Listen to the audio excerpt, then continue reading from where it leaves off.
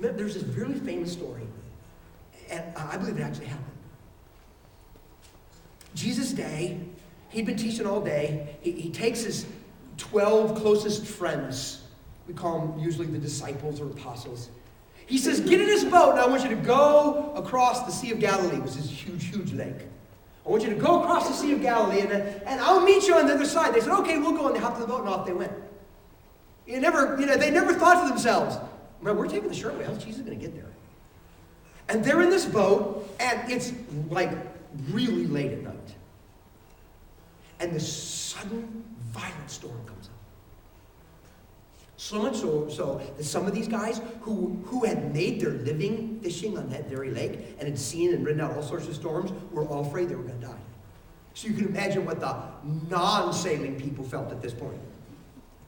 And in the midst of their panic, they look up and they see this ghostly figure walking on the water by them. And at first they're freaked out. They're going, oh, yeah, boy, it wasn't bad enough that we're in this boat in the middle of this lake, in the middle of the night, in the middle of the storm, but now we've got like demonic creatures assailing us. And one of them goes, oh, no, that's Jesus.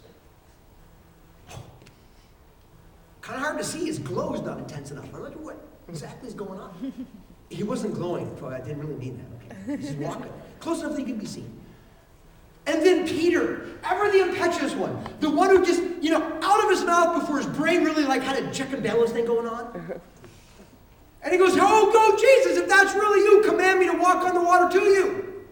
Yeah, I still got to think. The moment he said that, he went, oh. Because what does Jesus do? Peter, come. And in the original language, it wasn't an invitation, it was a command. I command you to come here. Okay. Okay. Now he was like me at 18 on the bench press. I said I could do this. And so somehow he swings the leg over the mud. I have no idea what it felt like when he first put the weight on that leg on the water, And then all of a sudden, he's walking on water. Do you know what Peter had going on right then? He had an active awareness that he needed God's involvement for him to do what he was doing.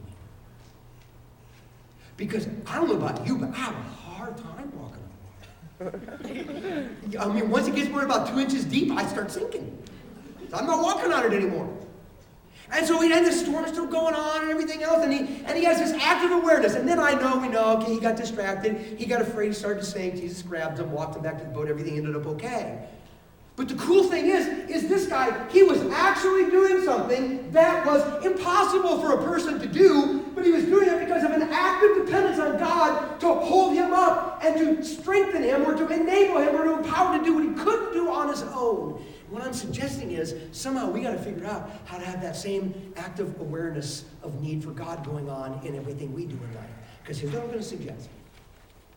Doing a marriage right is harder than walking on water. Raising kids right, harder than walking on water. Getting finances right, handling temptations right, dealing with inner demons, way harder than walking on water.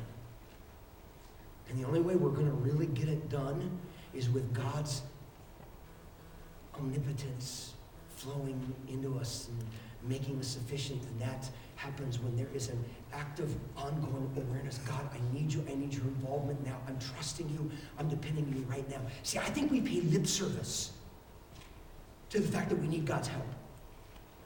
Now, we can't do anything without God.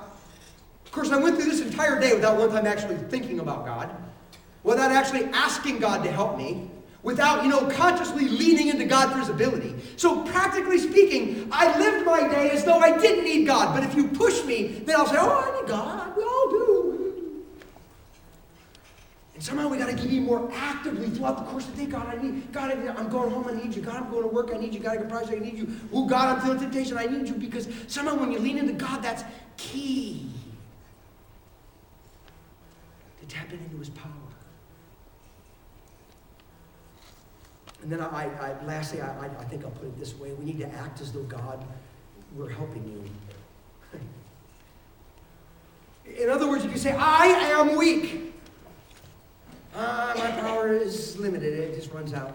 So God, I'm going to depend on you to help me, to give me the strength, to give me the power, so I can do what I need to do it the right way, do it joyfully without external collapse or internal damage, and do it effectively. God, I'm just depending on you. I'm trusting. Now that I'm trusting, I'm going to act as though God actually were helping me. We don't wait for a zap. I wish God zapped us. Wouldn't that be cool? Wouldn't it be like, God, I trust you. Oh, there I felt, okay, now I know we got a connection going. Don't you wish that? Or wouldn't it be like, oh, God, I'm trusting you. Oh, suddenly, oh, look, I don't even, it's not me that's moving, it's God. That would be so cool. But the problem is, when you depend on God, you still feel like weak. No zap. But what if God actually, this is a strength. What if God actually kept his promise?